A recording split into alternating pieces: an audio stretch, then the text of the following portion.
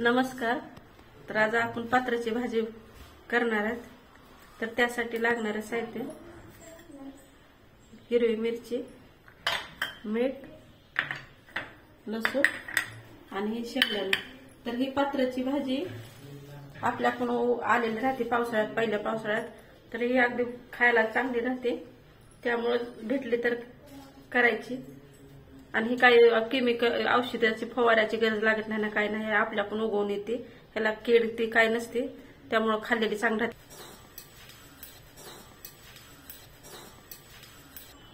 तर आता ह्याला थोडं थोडं कट करून घ्यायचं. लांबके पानं असल्यामुळं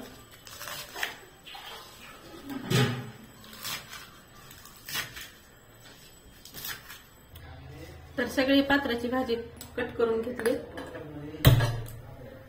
5 मिनिटं थोडस पाणी टाकून शिजवायचं. भाजी एवढी दिसाली पण नंतर कमी होते.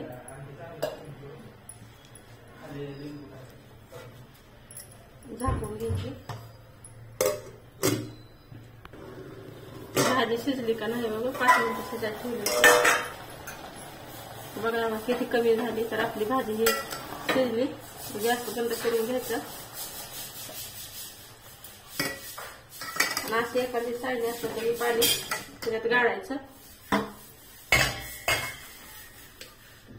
नंतर ह्याच्यामध्ये दुसरं पाणी होतं.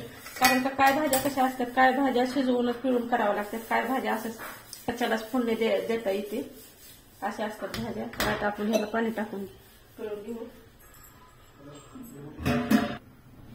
तर आता ही भाजी अशी पिळून घेतली. तर ह्याला सुट्टी करून घ्यायची. अशी कच्ची बी भाकरी बरोबर खाल्ल्यावर छान लागते पात्राची भाजी. पण मुलं ते असे कच्ची ती खात नाहीत. सगळे ह्याला फोडणी घ्यायचं. तर सगळं असं सुट्ट सुट्ट करून घेतलंय. तर इकडे मी तवा ठेवला होता तापायला. तर तेल टाकून घेऊ.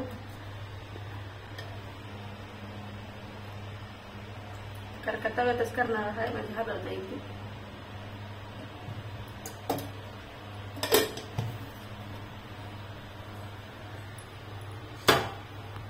तर हिरवी मिरची आणि लसूण वाटून घेतलाय.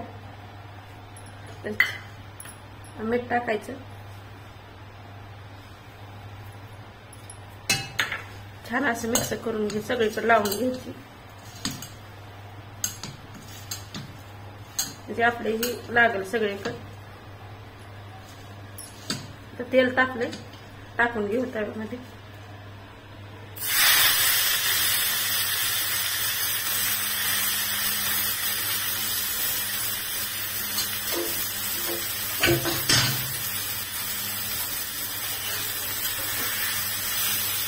थोडं परतावायचं.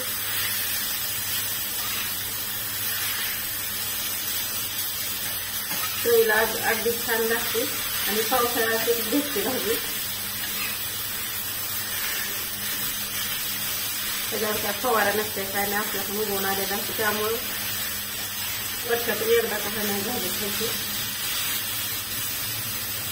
शेंगदाण्याचं पीठ टाकून घ्यायचं. तर मी मोठाडच वाटून घेतलं होते शेंगदाणे. ते बारीक करायचे नाही. बारीक केलं की चिकट होती भाजी. मिक्स करून घ्यायचं. तर सगळ्या पुढची मिक्स करून घेतलंय. तर 2 मिनिटं असं भारी गॅस करून झाकून ठेवायचं. काय छान आपली भाजी. तर 2 मिनिटं झाली झाकून ठेवायची. बघू आपली भाजी अगदी मस्त झाली.